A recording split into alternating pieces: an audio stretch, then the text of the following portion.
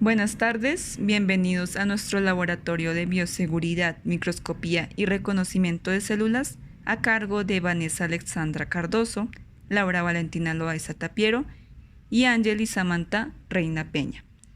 En el siguiente informe vamos a encontrar los siguientes contenidos: una breve introducción a las normas de bioseguridad, análisis de práctica de microscopía y reconocimiento de células.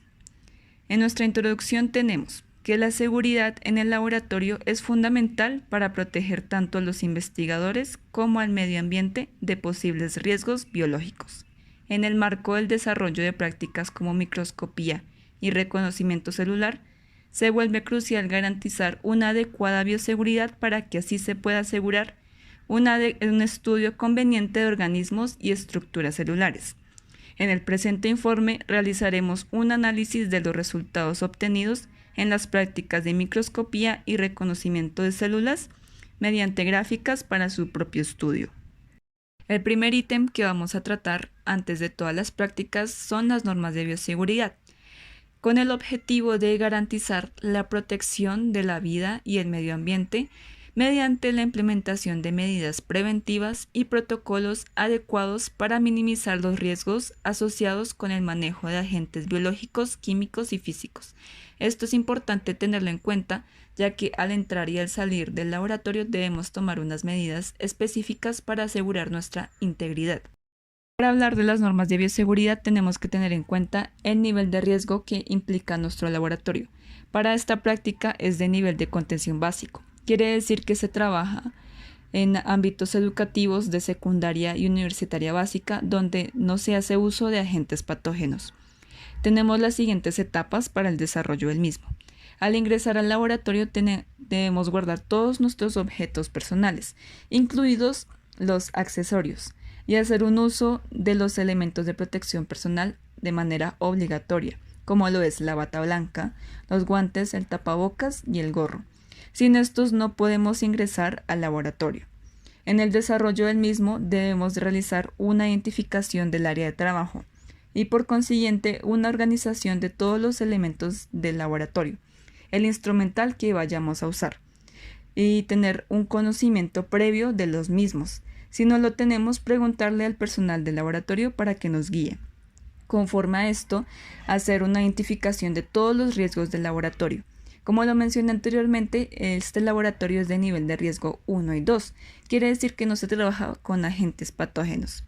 Para el procedimiento del mismo tenemos que estar respaldados por un protocolo o guía y siempre estar cautelosos y tener mucha precaución con todos los elementos cortopunzantes y calientes. Al finalizar el laboratorio debemos hacer un correcto manejo de los desechos. Entonces vamos a encontrar 3 contenedores importantes. El contenedor rojo, que es donde se desechan todos los elementos con fluidos corporales, como lo es el tapabocas, los gorros, los guantes. En el contenedor verde vamos a desechar todos los papeles usados y materiales vegetales que estén contaminados. Y en el contenedor blanco desechar material de vidrio como lo es las laminillas, tubos de ensayo, etc. Y si ocurre alguna eventualidad como con accidentes que afecten nuestra integridad de riesgo biológico, tenemos que notificar inmediatamente al personal del laboratorio para que nos guíe.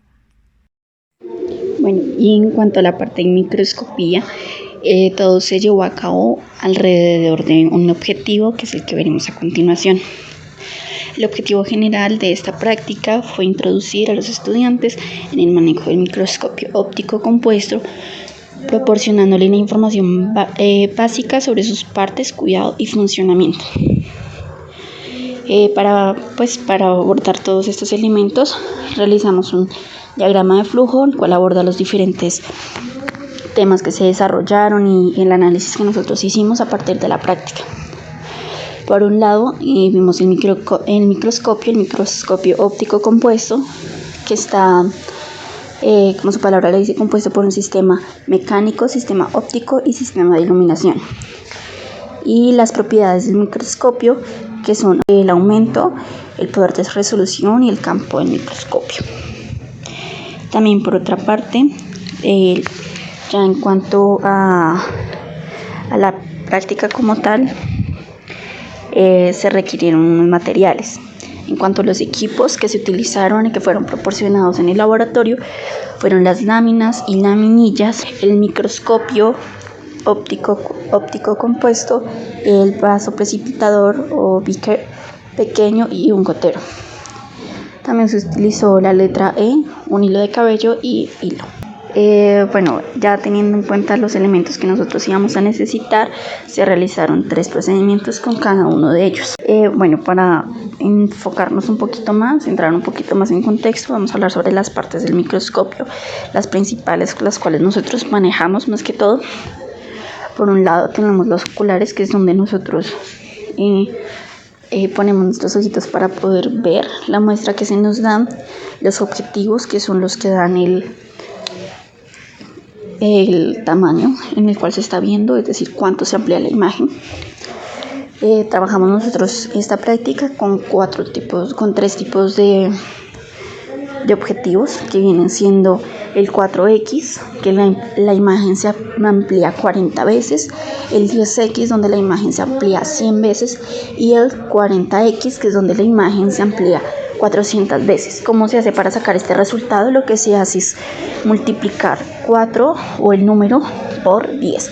Entonces 4 por 10 da 40, 10 por 10 da 100 y 40 por 10 da 400.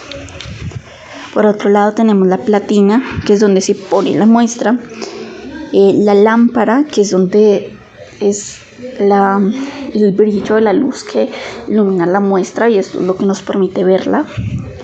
La base, que es donde se sostiene todo el microscopio. Tenemos también el tornillo macrométrico, que es el que nos sube o nos baja la platina para poder ver mejor la muestra, y el tornillo macrométrico, que es el que nos permite dar una visibilidad mejor de la muestra, es decir, que nos aclara o nos pone más borrosa la imagen. Ya por otro lado, teniendo esto en cuenta, empezamos a utilizarlo para ver las muestras. Por un lado tenemos la muestra del hilo.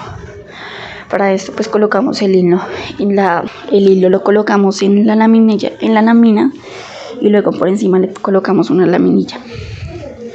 En 4 se evidenciaba el hilo como normalmente nosotros lo solemos ver, pero un poquito más ampliado. Eso es lo que nos permitió ver las fibras que salen de este.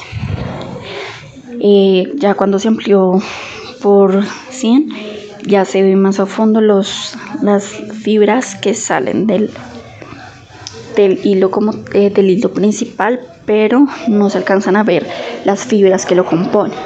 Pero en el 40X, si ya nos damos de cuenta, del hilo principal se ven las fibras con las que está compuesta, los hilitos que salen, pero en vez de estar por fuera del hilo principal, están dentro, y eso es lo que conforma el hilo como tal. Esta práctica nos ayudó precisamente a poder saber cómo usar todo lo que tiene que ver con el microscopio. También hay que tener en cuenta que el microscopio tiene un brazo, y que si no se coge ese brazo, no se puede mover. Entonces toca cogerlo del brazo y de la base. Entonces lo comento porque en nuestra práctica sí casi nos confundimos y casi lo corremos de manera errónea, lo cual puede dañar el microscopio.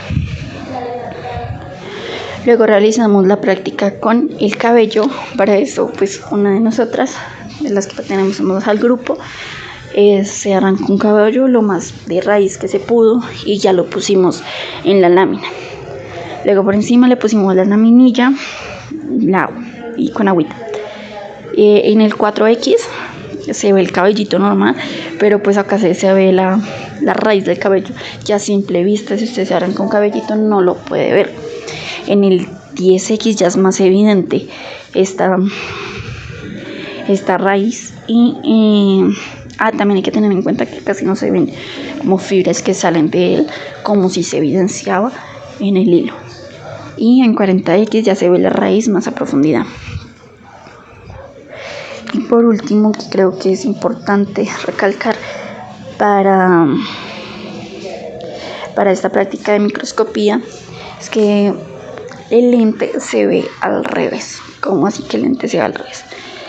En esta práctica de la letra E, nosotros colocamos la E en sentido de lectura, es decir, al contrario de cómo se ve la imagen. Pero al verlo en el microscopio, ¿qué pasaba? Que la imagen se invertía. Esto fue pues fundamental para nosotros poder comprender cómo es que funciona, y según investigamos, lo que pasa es que al poner la laminilla y la hoja, la luz que pasa a través de la laminilla crea un efecto que visualmente nosotros veamos el elemento que se pone al revés, al contrario. Entonces, en el 4E, pues ahí en el 4X, ahí se puede ver cómo la letra está, pero al revés. Y esto ya se evidencia más que todo en el 10X. En el 10X se puede ver la forma de la E, pero al revés. Y se ven ya más a fondo las fibras que componen como la tinta que conforma la letra. Porque eso fue una letra de un periódico.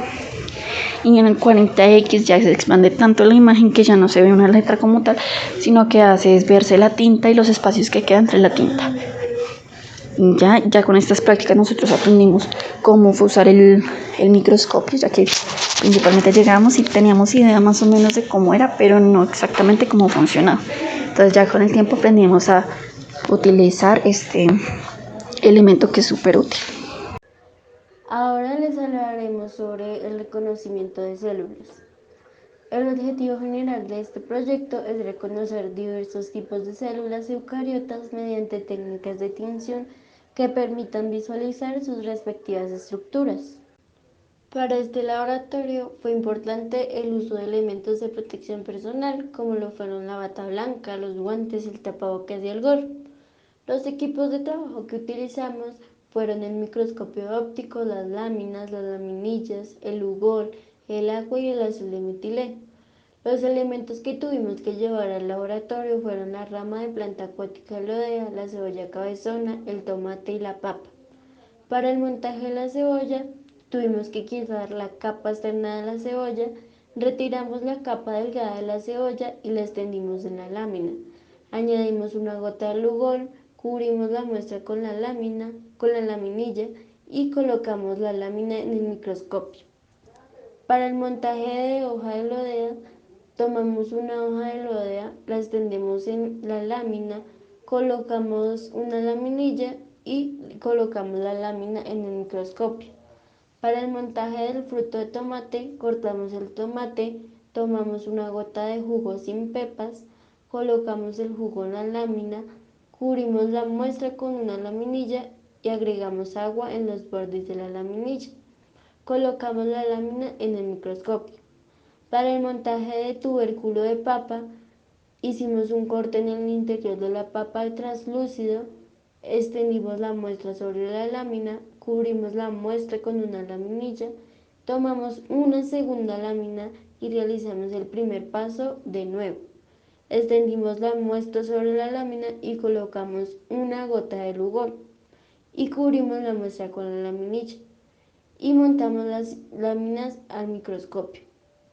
Para el montaje de células de la mucosa oral, un voluntario debió rasparse la mejilla con mucho cuidado. Colocamos el producto extraído en una lámina y se pasó varias veces la lámina por la llama del mechero. Pusimos una gota de azul de metileno y dejamos secar.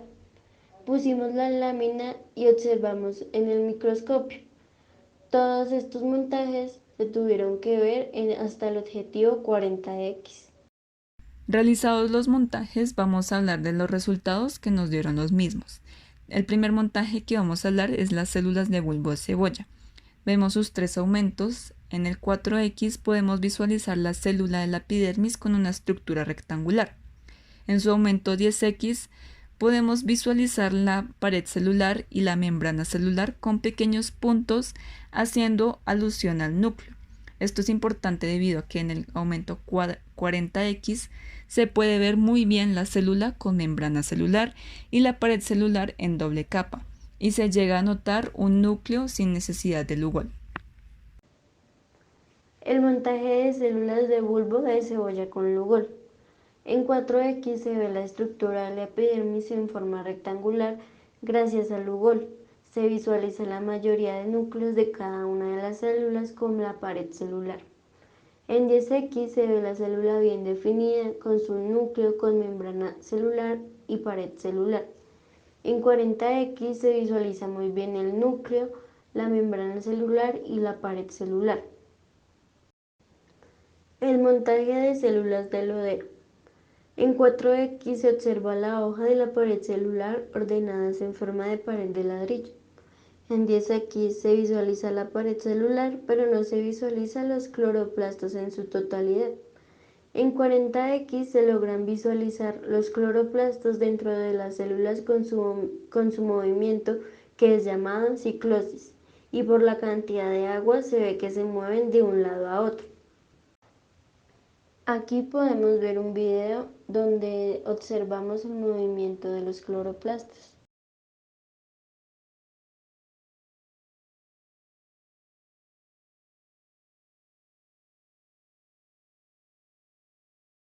En el montaje de células de fruto de tomate, en su aumento 4X se logra apreciar la forma de las células, que son redondeadas.